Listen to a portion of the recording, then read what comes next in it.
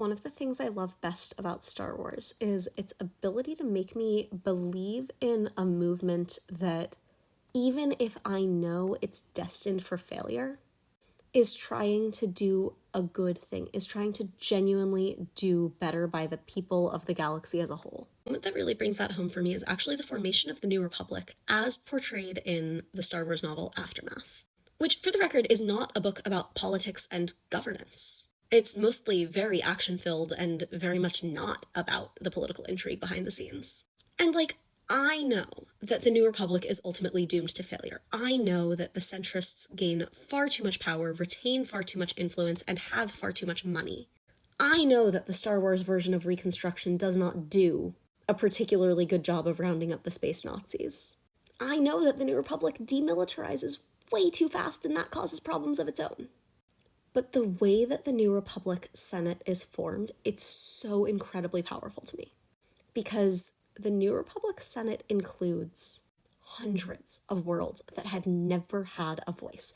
Not in the nominal Imperial Senate as run by Palpatine, not in the Galactic Republic Senate during and before the Clone Wars. And the way that we see this happen is the senator from Chandrila, who is brand new to her seat, is out in public speaking, and a protester starts throwing fruit at her, like rotten, rancid fruit.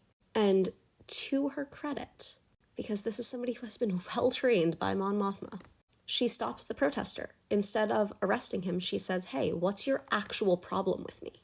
What's your real grievance with the New Republic?" And the guy says, essentially, that the Empire was bad and they were a problematic occupying force, but at least people were fed and they didn't have to worry about buildings blowing up every other day, which is valid.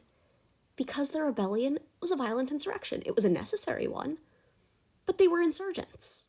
And this one guy had scraped together every resource that he could get his hands on to go to this gathering to tell anybody in the New Republic who would listen, that just getting rid of the Empire wasn't enough. That matters on a big, broad political scale, but that doesn't do anything for the people who are living under occupation, the people who have to continue to survive day to day. And this senator's response is to say, yeah, your homeworld doesn't have a voice. That's a problem. Let's fix it. You can be their senator. Your people cared enough to send you here. You're their voice now. Do something with it. And she goes world by world through the Outer Rim and picks up extra senators that the New Republic did not plan on having because their voices needed to be heard too. They tried to be better, is what I'm saying. And even if it didn't move the needle enough, it matters that they tried.